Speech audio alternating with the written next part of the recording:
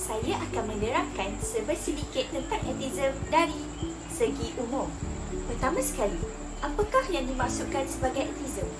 Jika dilihat pada kata dasar perkataan ini iaitu theism, ia membawa maksud sebagai kepercayaan kepada kuasa yang luar biasa di mana makhluk lain, lebih-lebih lagi manusia, tidak mempunyai keistimewaan tersebut.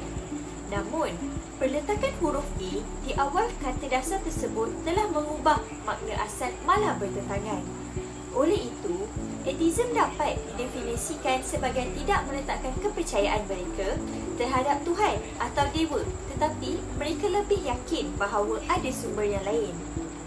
Oleh itu, sangkaan orang ramai kini tentang ateism berkait rapat dengan hidup tanpa kepercayaan adalah salah jika kita rujuk kembali kepada definisi sebenar ateis. Pada pandangan sarjana Islam pula, mereka berpendapat bahawa fahaman ateism ini berkait rapat dengan kekufuran. Ini kerana mereka jelas menunjukkan yang mereka tidak memperakui kewujudan Allah, atau erti kata lain mendustakan Allah. Hal ini kerana sebagai umat Islam, kita perlulah yakin bahawa kewujudan dan keesaan Allah itu sesuatu yang tidak perlu diragui sama sekali. Namun, walaupun agama rasmi di Malaysia ialah agama Islam dan negara kita juga mempunyai kebebasan beragama, segelintir rakyat di Malaysia juga tidak terkecuali daripada tergolong dalam golongan ateis. Jadi, penjelasan lebih lanjut tentang ateism akan diterangkan lebih lanjut oleh rakan sekumpulan saya. Sebelum itu, saya akan memberi gambaran secara ringkas tentang tujuan utama kajian ateism ini dibuat. Pertama sekali, kami akan menerangkan faktor utama fahaman ateism berleluasa di Malaysia. Yang kedua, bagaimana fahaman ateism ini bertentangan dengan perlembagaan dan rukun negara yang sedia ada di Malaysia. Akhir sekali, apakah peranan masyarakat dalam membanteras isu ini di Malaysia? Baiklah, saya akan menerangkan tentang kajian literatur berkenaan ateism. Kajian oleh William W. Emerson pada 2012 menekankan bahawa kebangkitan ideologi ateism yang terbaru pada masa kini adalah dipertanggungjawabkan kepada personaliti bijak yang menjerumuskan diri mereka dalam golongan atau gerakan ateism. Mereka mengeluarkan pendapat ateism mereka bukanlah kerana mereka sangat yakin terhadap amalan mereka. Malah ia hanya sesuatu yang mereka utarakan kerana itu hanyalah cara mereka menentang Islam secara menyeluruh. Pengkaji juga menekankan bahawa komuniti ateism ini membuatkan hubungan di antara orang Islam dan bukan Islam merosot dan suka untuk mencapai persefahaman antara satu sama lain. Yang kajian yang kedua, dapatan kajian oleh Ryan T. Cregan pada 2016 memperoleh pelbagai definisi dan terma yang digunakan di dalam kajian sosiologikal berkenaan ketidakpercayaan terhadap sesuatu agama dan ateism. Dapatan beliau juga memperoleh keputusan iaitu golongan ateis adalah kebiasaannya lelaki di kelompok orang muda, mempunyai ilmu yang lebih tinggi, memilih untuk hidup bujang dan juga liberal serta mempunyai pandangan yang lebih progresif terhadap isu politik.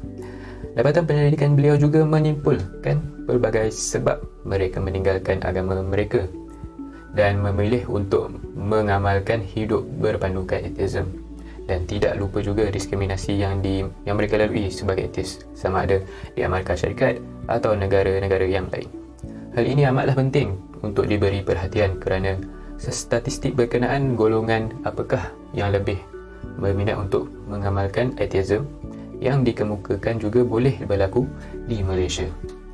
Kajian yang ketiga, kajian yang diadakan oleh Muhammad Faizal Ash'ari dan Siti Hanisa Sabri menganalisis perbincangan kumpulan ateis di Facebook iaitu Warung Ateis tentang ateism berlandaskan agama dari sudut logik yang dibahagikan kepada fakta dan logik yang kurang kebenarannya.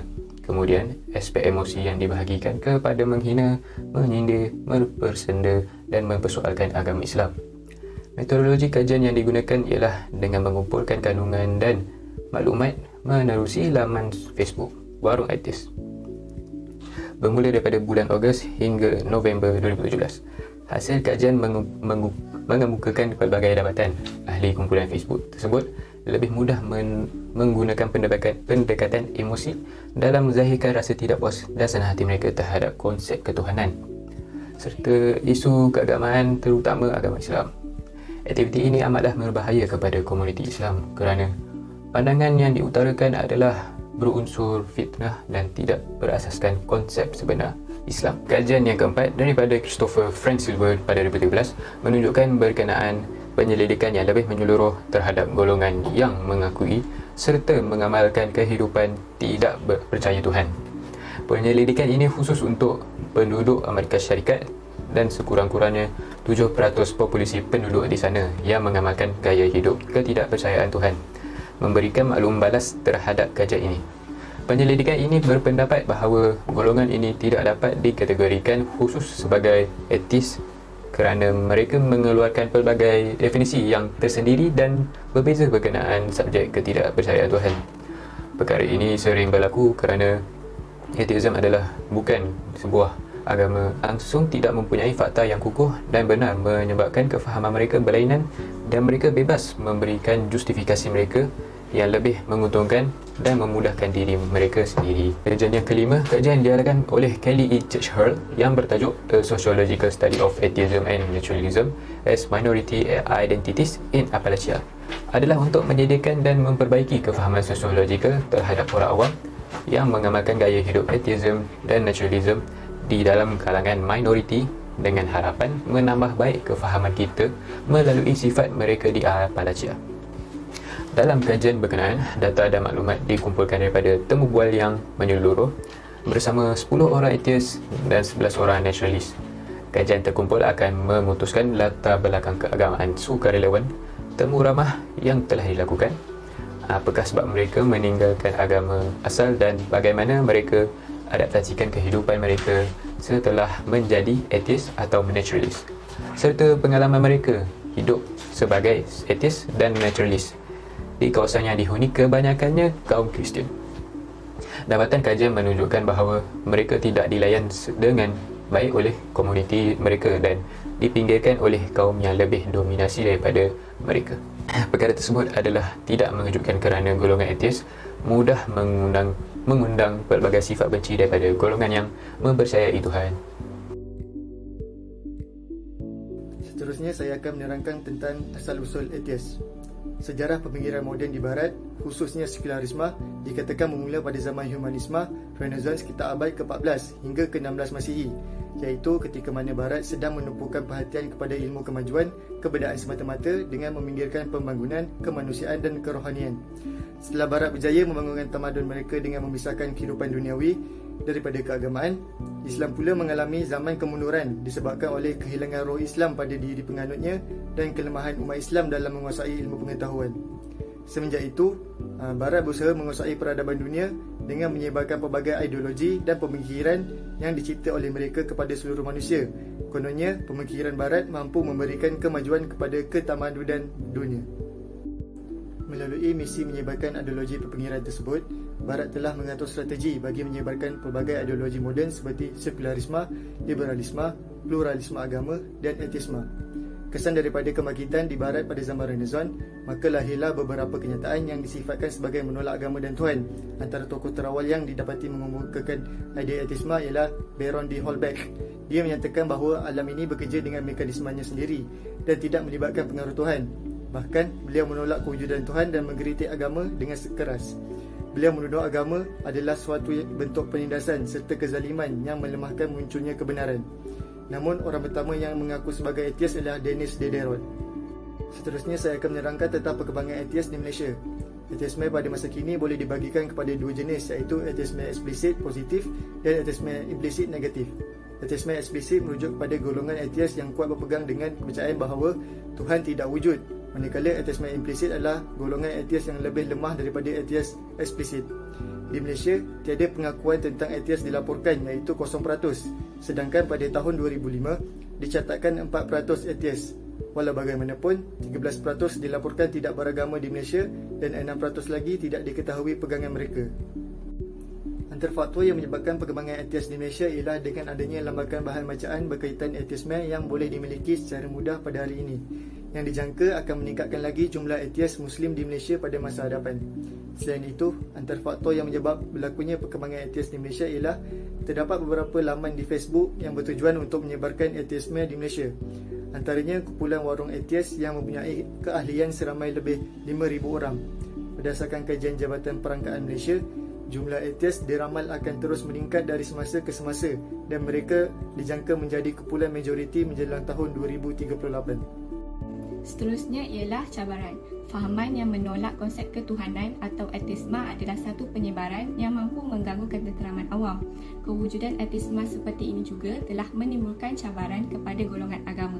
Menurut pakar rujuk perlembagaan, Profesor Madya Dr. Syam Rahayu Abdul Aziz berkata, fahaman itu perlu dicegah kerana boleh menyebabkan ketidakselesaan dalam masyarakat terutamanya di Malaysia yang hidup dengan berbilang kaum.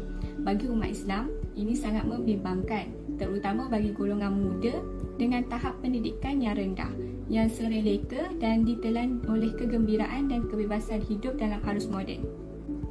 Tahap pendidikan yang berbeza melahirkan pandangan terhadap agama dengan cara yang berbeza. Ancaman ideologi ini bukan sahaja masalah yang dihadapi oleh agama Islam.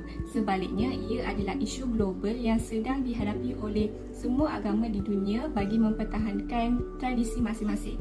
Mereka perlu memberikan jawapan yang munasabah terhadap isu-isu yang dikemukakan.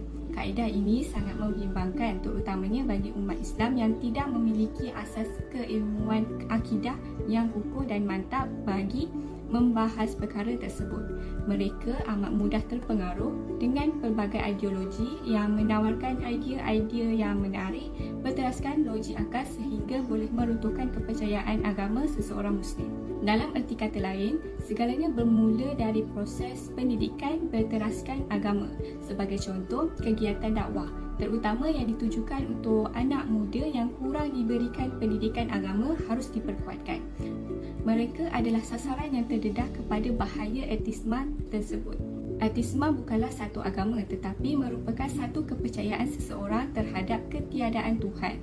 Oleh itu, kita hendaklah sentiasa berhati-hati terhadap sebarang ajaran yang lari daripada agama kita dan sentiasa berwaspada terhadap pengaruh yang tidak lari daripada agama masing-masing. Ateisme berasal dari perkataan Yunani atheos yang bermaksud tiada Tuhan.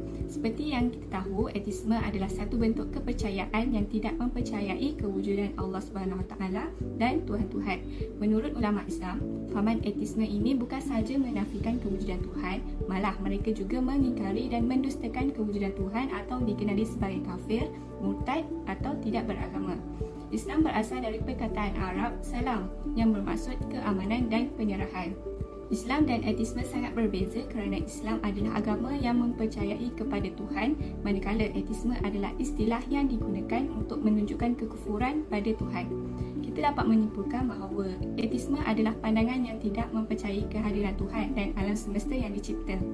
Ateisme ini berdasarkan kepercayaan kepada sains dan kebenaran. Sebagai contoh, menurut mereka, kewujudan alam adalah kerana pencipta sesuatu evolusi. Mereka tidak percaya bahawa kewujudan alam ini dicipta oleh Tuhan kerana bagi mereka jika Tuhan menciptakan kewujudan alam, mereka memerlukan bukti alam ini dicipta dan bagaimana Tuhan mencipta alam ini. Perkara yang sama dikatakan oleh Charles Robert Darwin dalam bukunya The Origin of Species, yang menyebutkan bahawa Tuhan tidak memainkan peranan dalam penciptaan. Ini bertentangan dengan Islam di mana Allah menciptakan alam semesta dan segala isinya. Di dalam surah Al-Fatihah telah disebutkan pada ayat kedua, segala puji bagi Allah, Tuhan yang memelihara dan mentadbir semesta alam.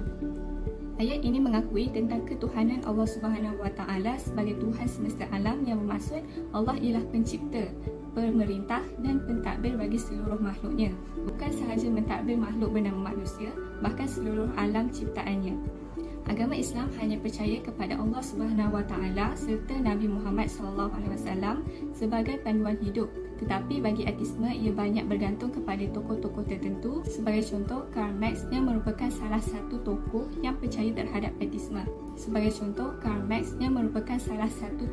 yang percaya terhadap ateisme.